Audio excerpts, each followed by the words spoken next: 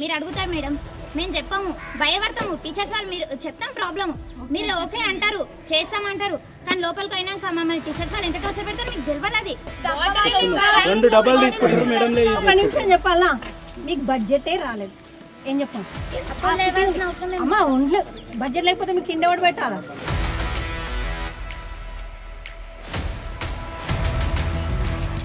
ఒక ప్రభుత్వ పాఠశాలలో చదువుకున్నటువంటి ఒక పేద విద్యార్థి అత్యున్నతమైనటువంటి స్థాయికి ఎదిగి ఆ ప్రభుత్వ పాఠశాలలకు కానీ లేదంటే ఎవరైతే పేద విద్యార్థులు పేదలు ఎవరైతే ఉంటారో వాళ్లకు సేవ చేయాలనేటువంటి భావంతో ముందుకెళ్తున్నటువంటి నాయకుడు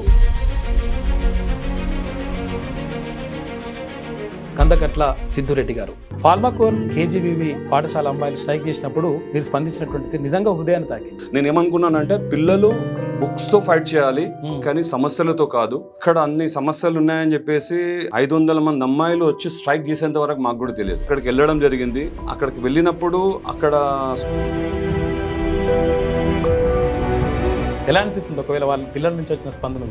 నిజం చెప్పాలంటే ఒక ఎమోషనల్ గా కనెక్ట్ అయ్యా పిల్లలతో.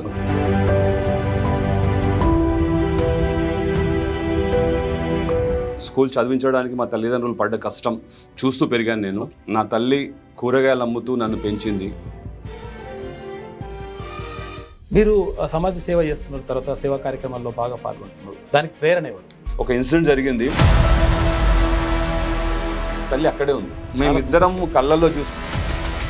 మీ జీవితంలో మీరు ఎదుర్కొన్నటువంటి అతి కష్టం ఏంటి, దాన్ని ఎట్లా ఎదుర్కొన్నారు?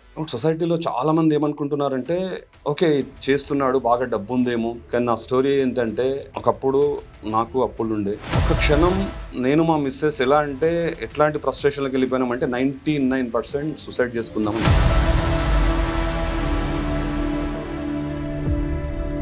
గిఫ్ట్ పెడదామని అనుకుంటున్నా. నువ్వు మా గురించి ఇంత సహాయం చేసినావన్నా, ఇంత జూన్ 6th ఎక్కడి నుంచి వచ్చి గిఫ్ట్ ఇచ్చేసి. Thank you.